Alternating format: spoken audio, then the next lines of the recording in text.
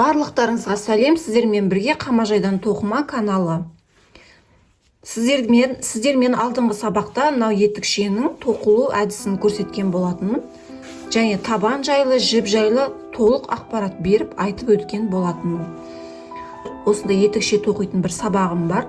Ол жерде ешқандай табансыз, табанды өзіміз жіптен қолмен тоқып, жіппен тоқып, және етікшеге көтерілеміз.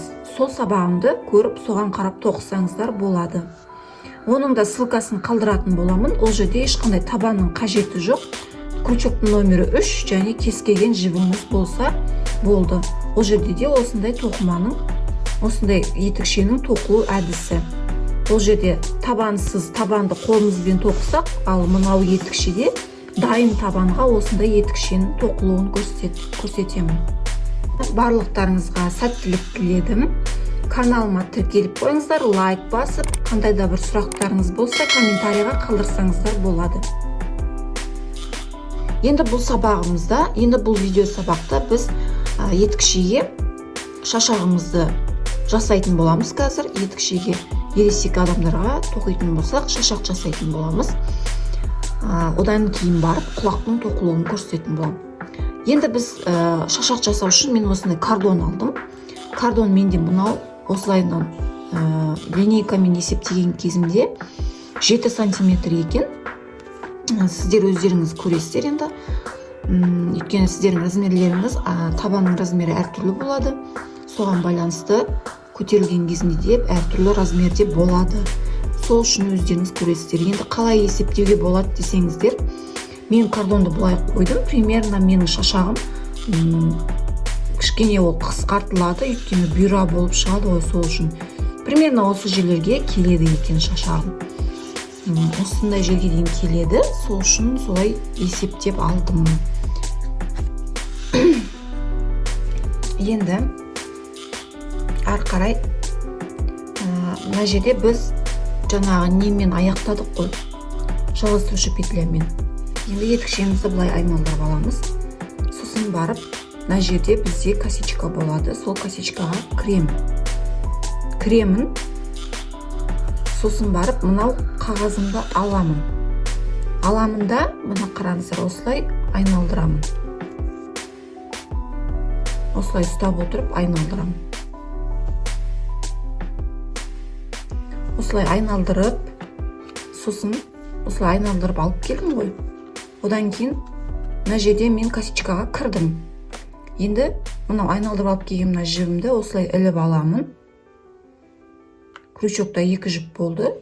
Сосын тағы да айналдырып, осылай екеуінен бірақ шығарамын. Енді келесісін тоқимыз. Жіпті сыртынан айналдырамын, мына жібіме сыртынан осылай айналдырамын. Сосын мына жерде косичкамыз болады, соған кіріп аламын. Жіпті айналдырып алып келіп, іліп аламын. Крючокта 2 жіп, екеуінен іліп алып шығарамын. Келесі косичкаға бірінші осылай кіріп аламын. Сосын барып, мынау нені, жібімді, міне қараңыздар, осылай айналдырып алып келем. Айналдырып алып келдім. Сосын мына жіпті мына жерден іліп алып шығарамын. Крючокта 2 жіп, тағы да крючокты жіпке айналдырып, екеуінен бірақ шығарамын. Тағы да жібімді осындай бағытпен айналдырып алып келемін. Қараңыздар, мына жіпті айналдырмай тұрып, бірінші косичкаға кіріп алып, солай ыңғайлы сияқты. Мен косичкаға бірінші осылай кіріп алып, сосын барып мына жіпті айналдырып алып келіп, одан кейін барып, мынаған осылай іліп, осындай әдіспен тоқыған ыңғайлы және тез екен. Міне тағы да крючокқа іліп алдым, айналдырдым.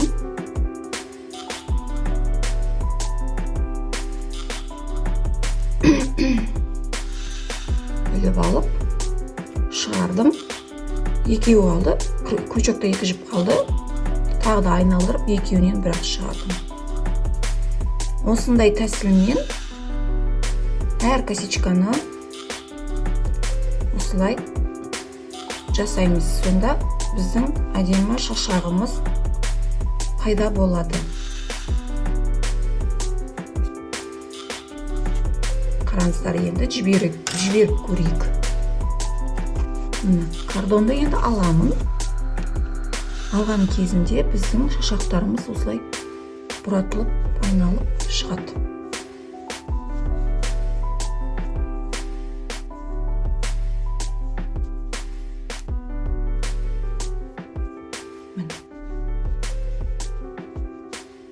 Еще мына жағымыздан авязка болып тоқылып шықты. Көрдіңіздер ме? Мінекей. Осындай әдемі болып шығады етікшеміз. Енді мен мына жерде айтқым келіп отырған нәрсе, мынаны мен 7 сантиметр деген болатын кордонды. 7 сантиметр емес, сәл тағы да бір 9 сантиметр сондай етіп жасауым керек еді. Сонда шашағым мына жерге дейін түсіп тұрады. Әдемі көрінетін еді дегенім ғой. Енді мынау да жаман емес, әдемі көрінеді бұл да. Қазір енді бұны мен айналдырып тоқимын. Сосын түрін көретін боламыз.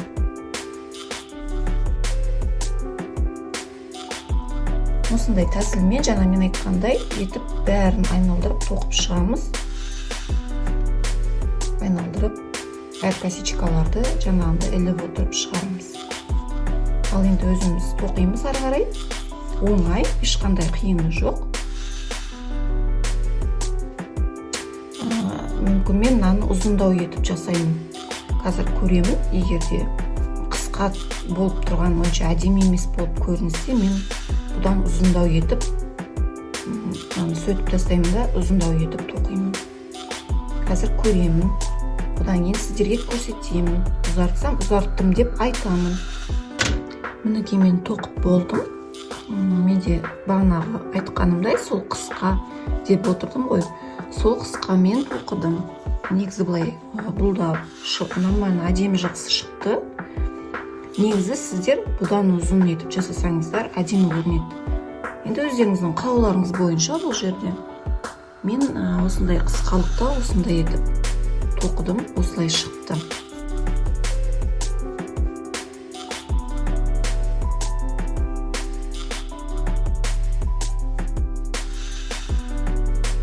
Мынандай жерлерін кішкене былай айналдырып бұрмалап жіберіңіздер. Сонымен осындай әдемі болып шығады. Бұны аяққа кигеннен кейін көрінетін болады әдемілігі.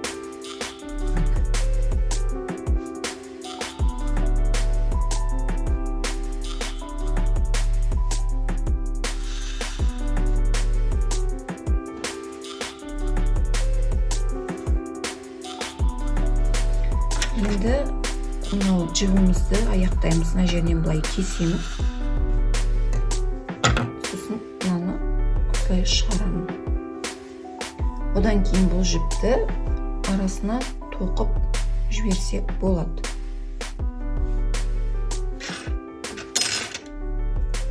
Не болмаса, мыналар сияқты етіп айналдырып қойса да болады.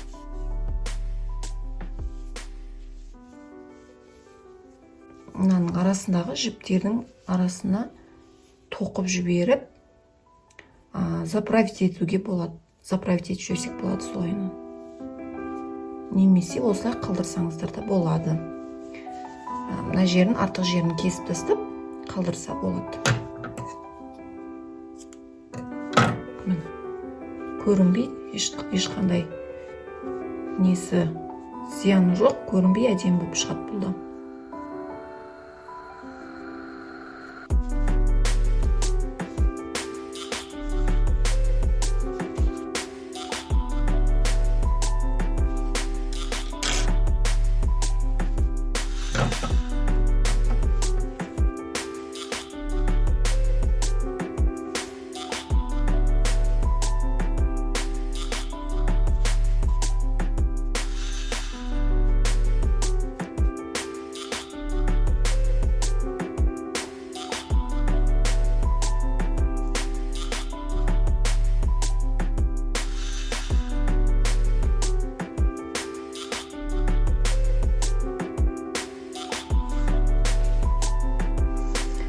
Ал енді біз құлағымызды тоқимыз. Дәл сол плюшевая пряжа Гималай. Сол немен жіппен тоқимын. Крючогым номері 4. Жіпті осылай бірінші іліп аламын.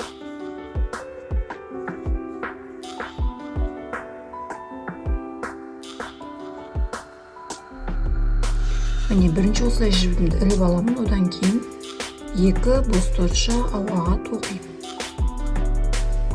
Екі босторша ауаға тоқыдым. Сосын екінші косичкаға кіремін. Мына ортада тағы да бір косичка бар. Оған кірмеймін. Одан кейінгі міне екінші косичкаға кіремін. Столбик без накид тоқимын. Бір косичканың ішіне 5 рет столбик без накид. Біріншісін тоқыдым, екіншісін тоқыдым.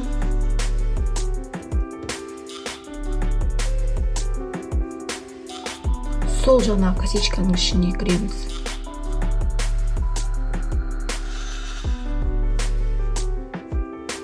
Үшінші, төртінші,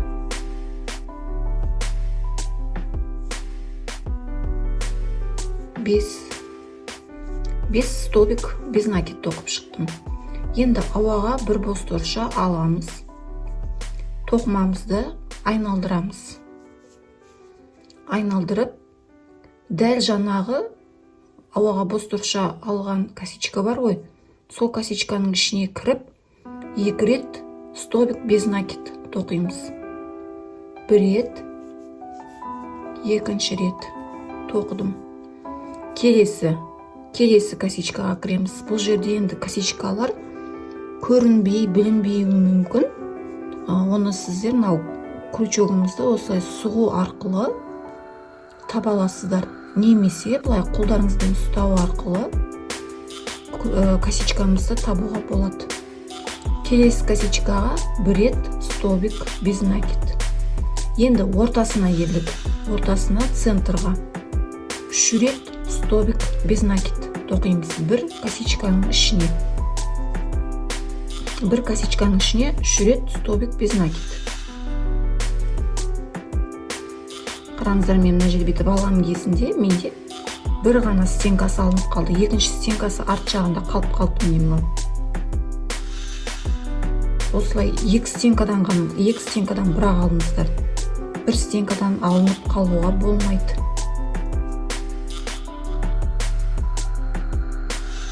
Міне. Косичканың екі стенкасы болады ғой, арғы, бергі. Сол косичканың өзін полный алу керек. Мен так ортаңғы центрін тоқып жатырмын. Центрінің ішіне 3 рет столбик без накид тоқимыз. 1, 2, 3. Келесі косичкаға 1 рет столбик без накид. 1. Келесі косичкаға 2 рет столбик без накид. Бұл жерде де қараймыз. Мынау жіптің жалғыз өзінен алынып кетпеу керек. Косичкамыздың екі стенкасында алуымыз керек. Кішкене жібіміз осындай не болғандықтан көрінбей, білінбей қалуы мүмкін. Сәл қиындау болады табуы. Но бірақ былай қолдарыңызбен, крючокпен кіру арқылы таба аласыздар. Міне кірді. Бір рет. Қайтадан сол косичканың ішіне екінші рет кірдім. Енді ауаға бір босторша аламын, крючокты айналдырамын. Косичкаға, ең бірінші тұрған косичкаға кіремін. 1, келесі косичкаға кіремін. 2, келесіге кіремін. 3, келесіге кіремін. 4 косичка. Енді мына жердегі центрға келдім, ортасына. Ортасындағы косичкаға 4 рет столбик без накид тоқимыз. Бір косичканың ішіне 4 рет кіріп тоқимыз. 1, 2, 3 4. Келесі косичкаға кіреміз. Келесі бір косичканың ішіне бір рет. Келесіге кіреміз. 2. Келесіге кіреміз. 3.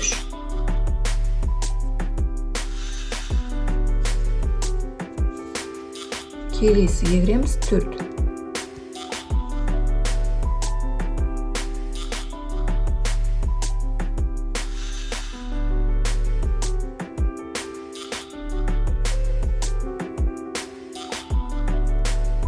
Кірдім. Енді тағы да бізде қазір міне мынандай форма болып шықты. Енді тағы да ауаға бос тотша аламын, бір бос тотша. Тоқымамды айналдырамын. Косичкаға кіремін. Қасымдағы тұрғанына бірінші косичкаға. 1. Келесі косичка. 2. Келесі косичка. 3. Келесі. 4. Келесі. 5. Енді мына ортаңғы центрға келдік. Центрін 4 рет тоқимыз. 1. Бір косичканың ішіне 4 рет. 2. 3. 4. Келесі косичка. 1. Келесі косичка. 2. Келесі косичка. 3. Келесі. 4. Одан кейін 5.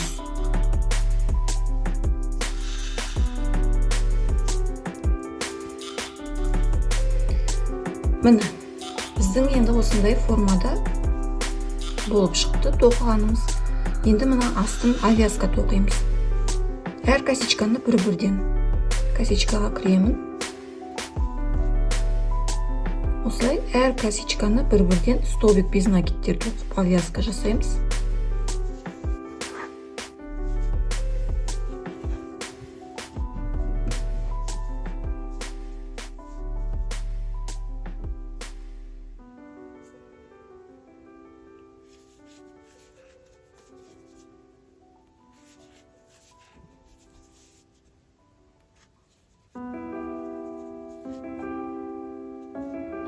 Мынау шығып тұрған жібімізді ортасына бірге қосып тоқып жібереміз.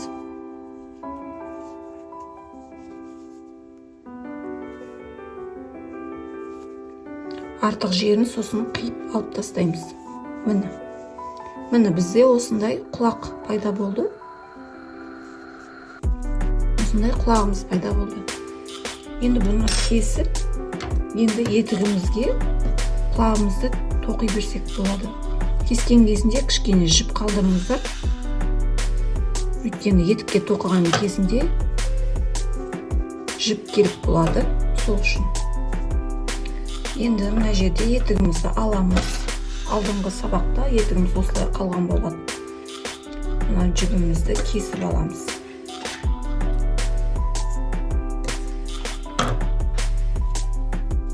Кесіп алып, осының нелерінің арасына заправить етеміз.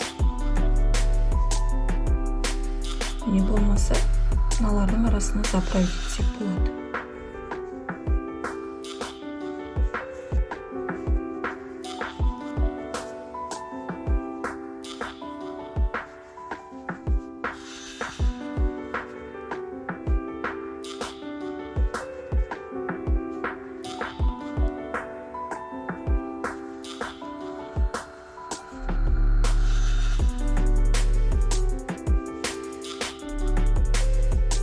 Жерін кесіп тастаймын. Ешқандай білінбей әдемі болып шыға келді. Енді құлағымызды алып, біздің екі құлағымыз дайын болды. Осы құлағымызды алып тоқимыз. Енді өздеріңіз қараңыздар, қай жағына қойған сіздерге ыңғайлы. Мына құлақты тоқыған кезінде, мына құлағымызды кішкене былай осылай ұстаймыз, осылай тоқимыз. Сонда кішкене қайырылып, ішке қарай көрініп, әдемі болып көрініп тұратын болады. Міне осылай. Енді қараңыздар, біз құлағымызды қай жерге қойсақ болады? Өздеріңіздің таңдауларыңыз бойынша қай жағына қойсаңыздар да. Қай жеріне қойған әдемі болады? Мысалы, былай ма?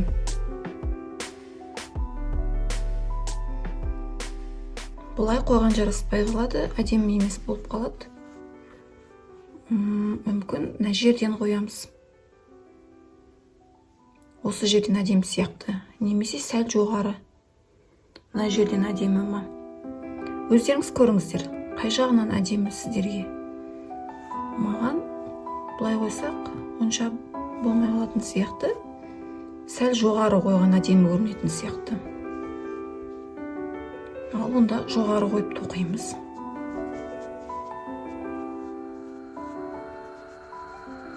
Мынаны кішкене осылай ішке қарай қайырып, мына жерін осылай қайырып тұрып, мына жерге, мына біздің центріміз ғой, соны мына жерінен бастап қоямын, осы жерінен бастап қоямын.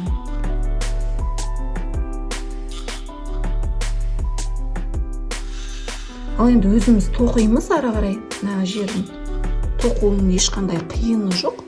Негізі бар ғой, мынаны осылай қойып тұрып, негізі тіккен дұрыс сияқты. Кімге қалай ыңғайлы болады?